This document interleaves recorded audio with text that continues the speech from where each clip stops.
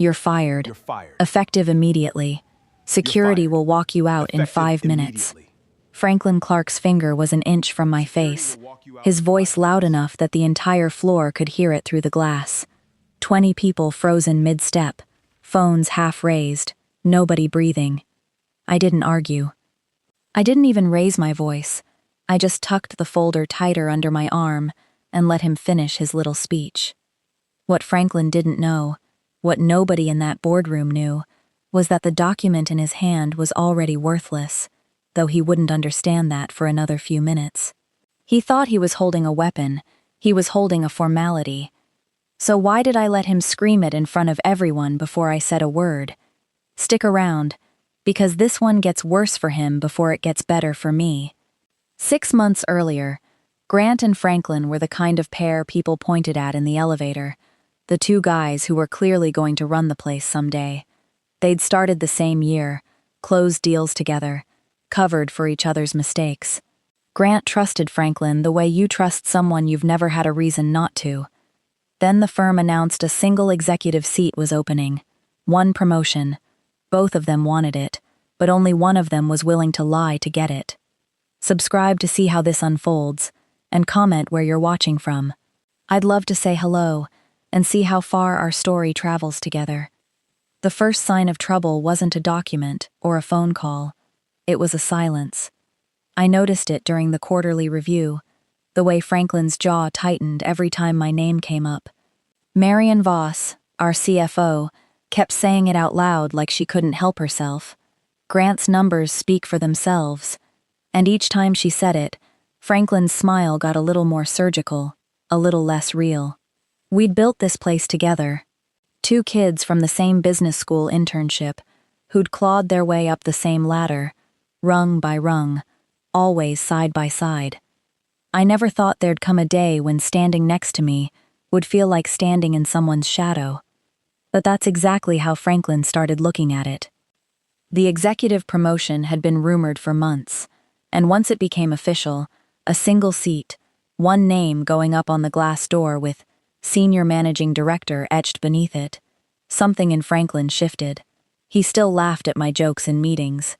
He still grabbed drinks with me on Thursdays, but underneath all of it, I started catching the pauses, the half-second delay before he agreed with something I said, the way he'd glance at the partner's table when my name got mentioned, like he was doing math in his head and not liking the answer. I told myself it was nothing. Pressure does strange things to people, and this was the kind of pressure that could make or break a career. I told myself Franklin would come around, that whoever got the seat, we'd celebrate together the way we always had. I believed that all the way up until the day one of my smaller accounts, a mid-tier logistics firm I'd been managing on autopilot for over a year, started bleeding money for no reason I could explain. At first, it looked like a rounding error. A transaction dated the previous Friday, routed through an intermediary account I didn't recognize, moving a modest but strange sum out of the client's holdings and into a temporary escrow, small enough that compliance wouldn't flag it right away. Small enough that if I hadn't personally double-checked the account that week, out of nothing but habit, I might not have noticed at all. I remember staring at the screen a long time, waiting for the number to make sense. It didn't. I ran it back through the ledger twice, checked the authorization trail, found nothing that explained it. My instinct told me it was a clerical mistake, the kind of thing that happens when someone new is still learning the system. I flagged it to IT as a discrepancy and moved on with my day, because that's what you do when you've spent your whole career trusting the people around you. You assume error before you assume malice. I didn't think about Franklin. Not yet. It took another 6 weeks for the real move to surface, and by then it wasn't subtle anymore. It was surgical. I'd stepped out for a client dinner one evening when my phone buzzed with an alert from risk management. An authorization had gone out under my digital signature, approving a high-leverage position on behalf of one of our largest institutional clients. The kind of position that could either make the firm a fortune or blow a hole straight through its balance sheet. I hadn't approved anything. I hadn't even seen the account that week. I sat in my car outside the restaurant for 20 minutes, scrolling through the authorization log, my name stamped on a decision I never made, a signature that looked exactly like mine, down to the pressure and slant of the pen strokes, except I hadn't touched a pen. It had been digitally rendered, replicated from an old signed document, applied with a level of precision that told me whoever did this had access to my personal files, not just my work account, my personal signature history. There was only one person who'd ever had that kind of access. During the 2 months my apartment building had gone through emergency renovations the year before, Franklin had let me forward him documents and had, in turn, spent weeks working out of my guest room while his own place was between leases. He'd had my laptop open on my desk more nights than I could count, had sorted through old contracts and archived files, sitting right beside my signed personal paperwork. I never thought twice about it at the time. Why would I have? I didn't want to believe it. I spent that whole night convincing myself there had to be another explanation. A contractor, a disgruntled analyst, a mistake in the system's authentication protocol. Betrayal is the kind of thing your mind resists, even when the evidence is staring you straight in the face, because once you accept it, you can't go back to not knowing. The next morning, I pulled every access log tied to that authorization.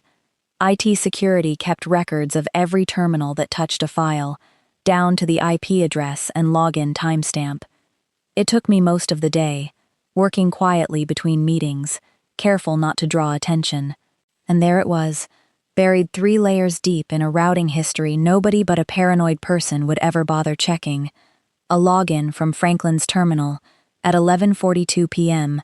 on a night he'd told me he was working late on a completely unrelated deal. I sat with that information the way you sit with a diagnosis. Numb first, then a strange, hollow ache that had nothing to do with money or fraud or the firm's exposure, and everything to do with the fact that my best friend, the person I would have stood up for in front of anyone, had gone into my files, taken my signature, and used it to gamble with a client's money behind my back. I thought about walking into his office right then. I thought about slamming the printout on his desk and asking him to look me in the eye and explain it. I even stood up from my chair, printout in hand, halfway to his door before I stopped myself. Because if I confronted him, he'd cover his tracks.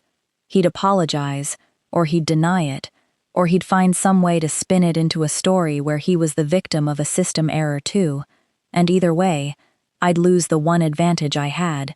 He had no idea I knew. So I sat back down. I filed the printout somewhere only I could find it, and I decided, in the quiet, cold way you decide things that will change the rest of your life, that I wasn't going to say a word. Not yet. If Franklin wanted to play a long game, I'd learn to play a longer one. That decision cost me more than I expected. There's a particular kind of grief that comes from grieving someone who's still alive, still sitting 3 offices down from you, still laughing at the same jokes over lunch. I'd lie awake some nights, replaying a decade of memories. The all-nighters we'd pulled together before board presentations, the wedding toast he'd given at my sister's ceremony, the year he'd driven 4 hours through a snowstorm just to be there when my father passed, and try to reconcile all of that history with a man capable of forging my name onto a document that could have ended my career. I never found the reconciliation. I just found the resolve. Within a week, I'd reached out to a private broker I'd used years earlier for a personal investment, a discreet, methodical man named Elias Cho, who understood the difference between quiet accumulation and a hostile move that would spook the market. I told him what I needed: to begin acquiring available shares of the firm, slowly, through channels that wouldn't trigger disclosure requirements or draw attention from the board. Nothing flashy, nothing that would show up on anyone's radar, until I wanted it to. "You're talking about a controlling position," Elias said over the phone, his voice carrying the particular calm of a man who'd helped build fortunes for people who preferred to stay invisible while doing it. "That's not a quiet thing to do." "It is if we're patient," I told him. "I have time. I just need it done right." He didn't ask why. Men like Elias never do. He simply began the work of quietly identifying which shareholders, mostly aging founding partners looking to diversify, a couple of minority stakeholders who'd grown disillusioned with the firm's direction, might be willing to sell without making noise about it. It was slow, deliberate work, the kind that takes months instead of days, built through blind trusts and proxy arrangements, designed to keep my name entirely out of the picture until the moment I decided otherwise. While Elias worked in the shadows on my behalf, Franklin kept building his case in the light, mistaking my silence for ignorance. He grew bolder in the weeks that followed. I watched him start dropping comments in meetings that were technically about nothing, but were really about everything, subtle references to irregularities in some of my accounts, a raised eyebrow here, a folder set conspicuously on his desk there, angled just enough that anyone passing might glimpse the tab labeled with my name. He was building a narrative in slow motion, laying groundwork with the same kind of executives who'd need convincing later. He started spending more time with Marion, more time in closed-door conversations with the board's audit committee, more time cultivating the appearance of a man reluctantly, painfully uncovering a scandal he wished wasn't true. It would have been almost impressive if it hadn't been aimed at me. The forged authorization I'd found wasn't an isolated move. It was the first domino in a longer sequence. Over the following month, more irregularities started appearing across my accounts, each one small enough to explain away individually, but forming, together, the outline of a pattern any auditor would eventually read as deliberate. I let them accumulate. Every fabricated discrepancy Franklin planted, I quietly documented and archived somewhere he'd never think to look, building my own case in parallel to his, proof not of my guilt, but of his fingerprints on every single lie. The hardest part wasn't staying silent, it was staying convincing.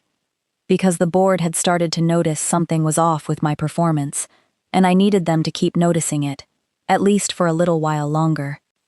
The opportunity came in the form of the Whitmore Group, a mid-sized manufacturing conglomerate looking to restructure their debt portfolio, the kind of client whose business would have been a career-making win under normal circumstances.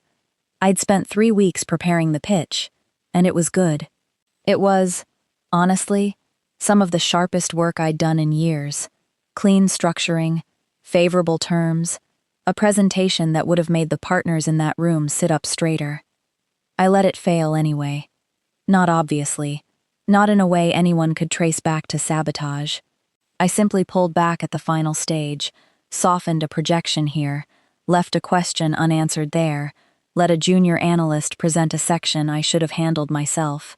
Small, deniable choices that, added together, made the difference between winning the Whitmore account and losing it to a rival firm that swooped in, 2 weeks later, with a nearly identical offer. Losing that pitch put a visible dent in my numbers for the first time in years.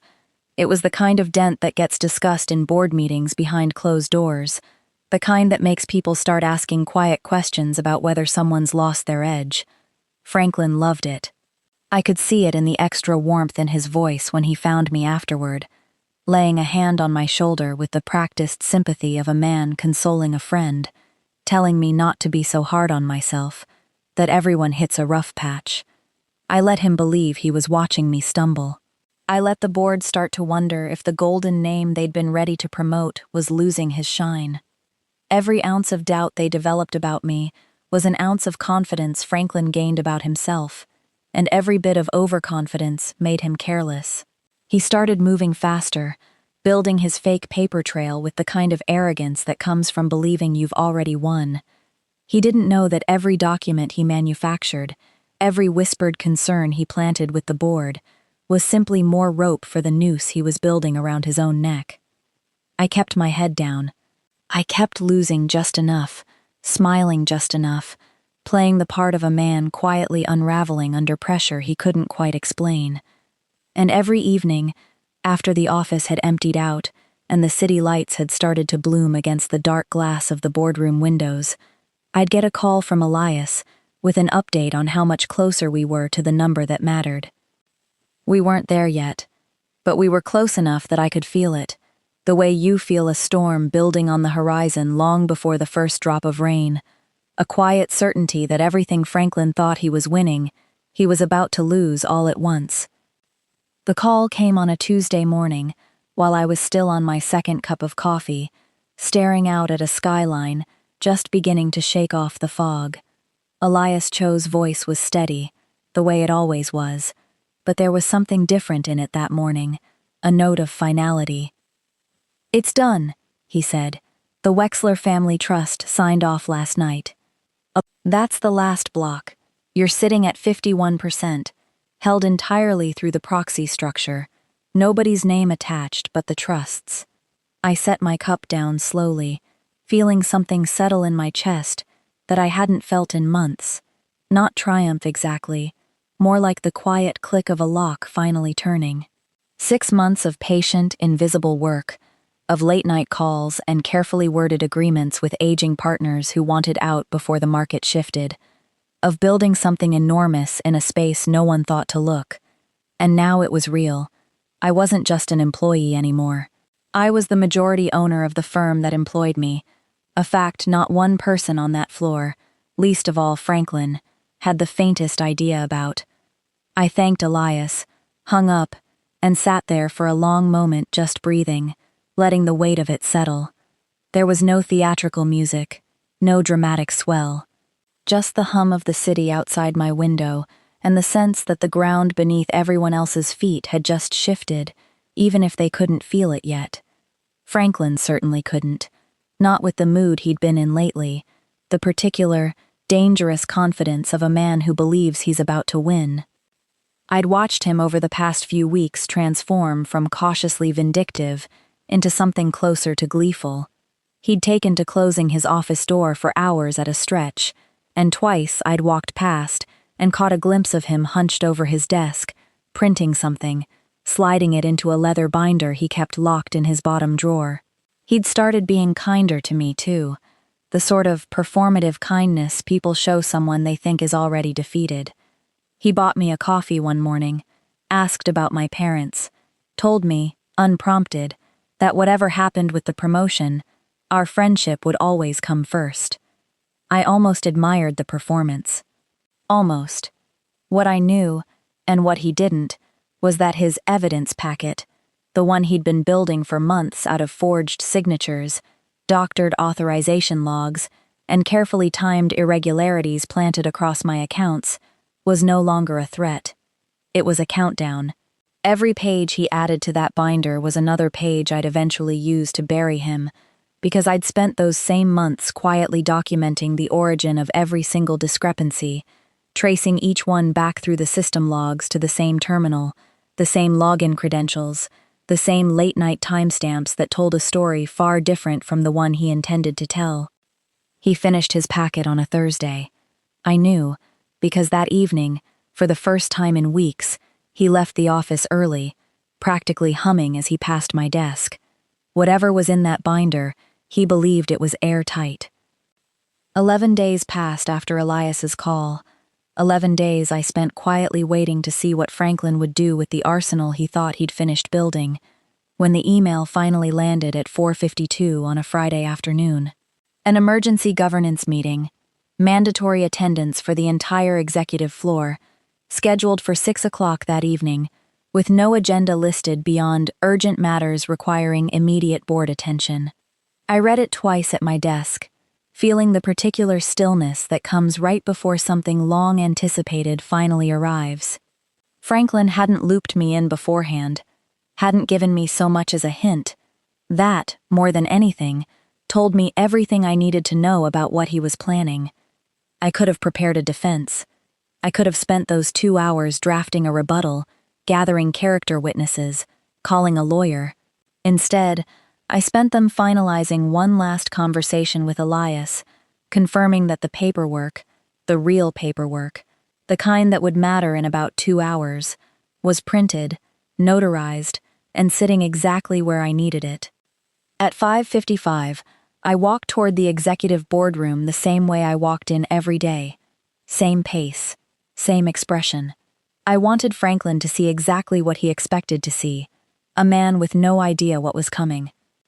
The room was already full when I stepped inside. Nearly every executive on the floor crowded along the long table and standing against the glass walls, phones lowered but attention razor-sharp. The kind of silence that exists only when everyone in a room suspects they're about to witness something they'll be talking about for years. Marion sat near the head of the table, her expression unreadable. A security guard stood near the door, arms crossed, clearly told to expect the meeting might need him. Franklin stood at the far end, in front of the wide window with the city glowing gold and blue behind him in the fading light. His leather binder already open on the table, papers fanned out like a hand of cards he couldn't wait to play. He looked at me the way a man looks at prey he's already caught. I gave him nothing. I walked in like I had no idea why I'd been summoned, took my usual seat, and waited. My own black folder, the one stamped chairman, board approval, resting quietly under my arm the entire time. He didn't wait long. "Thank you all for coming on short notice," Franklin began, his voice pitched for the room, performing for an audience of people who had no idea yet that they were watching a performance. "I wish I didn't have to call this meeting. I want that on the record before anything else. Grant has been my closest friend for over a decade." He let that land, let a ripple of discomfort move through the room before continuing. "Which is exactly why it's been so difficult to bring what I'm about to show you." He picked up the first document, a printed authorization bearing my digital signature. 6 months ago, Grant executed an unauthorized high-leverage position on behalf of the Callaway account, without client consent, without compliance sign-off. I dismissed it at first. I wanted to. But then I found this, a second document, then a third. He laid them out with theatrical precision, narrating each one as though he were reluctantly, painfully revealing a betrayal that had cost him sleep, a rehearsed grief performance for an audience that was, slowly, visibly, starting to believe him. By the fourth document, I could feel the room's temperature shift. A few executives exchanged glances. Marion's jaw tightened. Someone near the back murmured something I couldn't hear. Franklin was good. I'd give him that. He'd built a narrative that was airtight if you didn't know what to look for, compelling enough that I watched years of trust and reputation start to erode in real time on the faces around that table. Then he reached the end of it, closed the binder with a heavy, final motion, and looked at me with an expression that almost, carried real sorrow. "Grant, I'm sorry. I never wanted it to come to this." He raised his voice, turned it outward, made sure every person in that room heard the verdict before I could say a single word in my defense. "You're fired. Effective immediately. Security will walk you out in 5 minutes."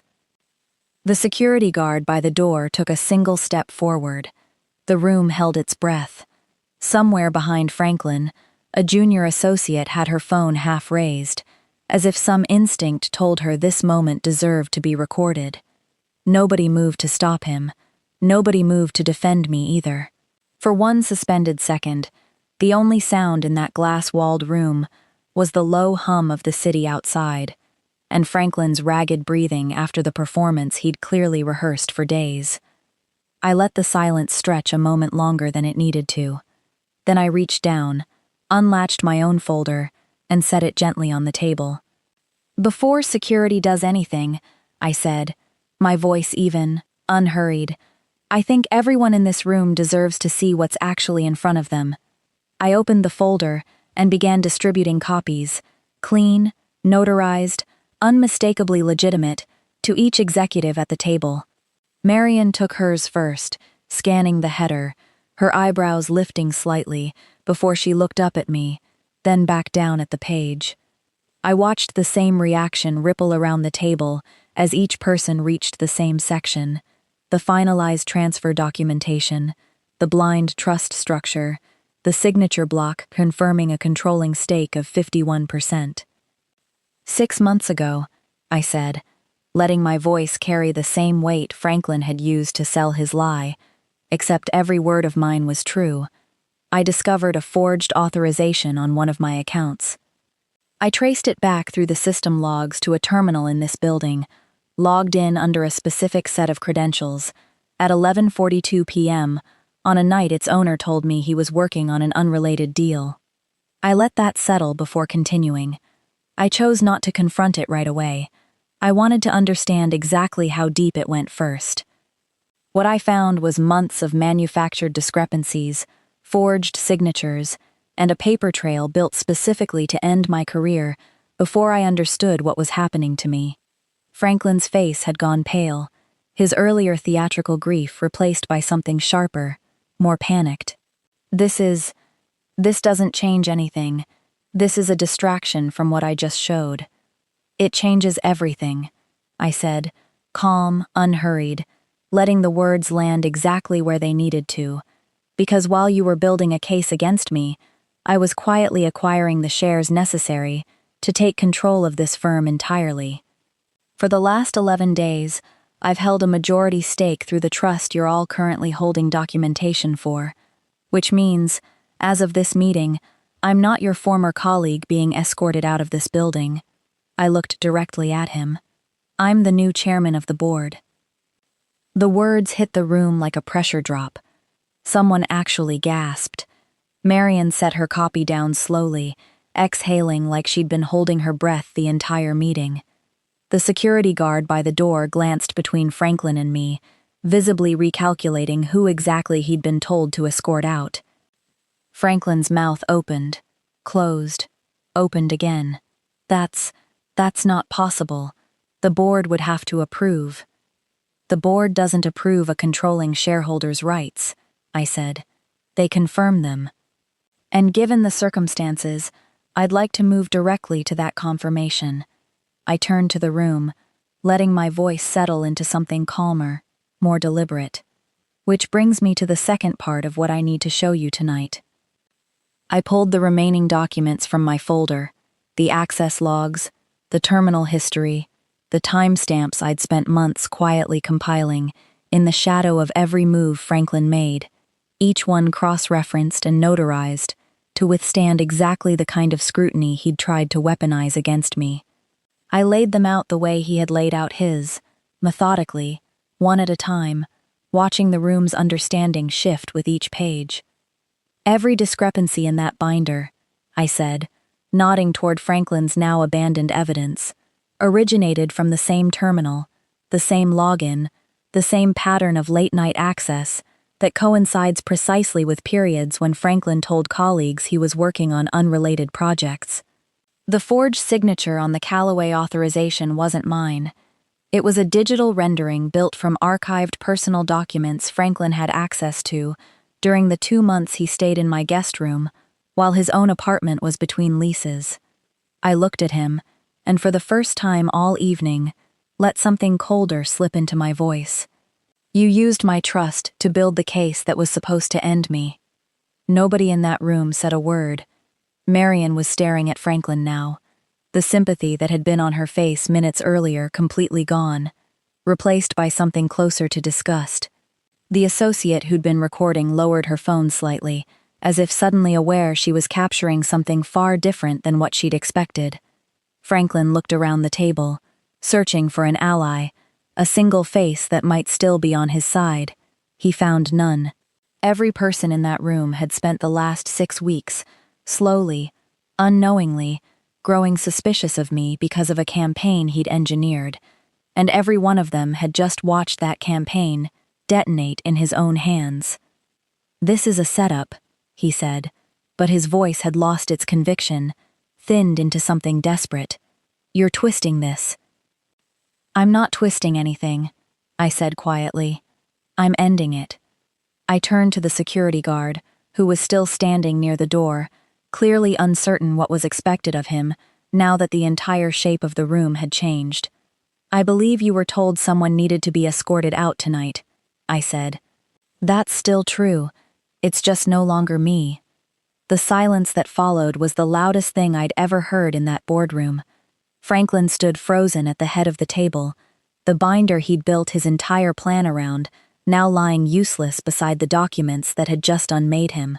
He looked, for the first time since I'd known him, genuinely afraid, not of losing a promotion, but of losing everything that promotion was supposed to protect.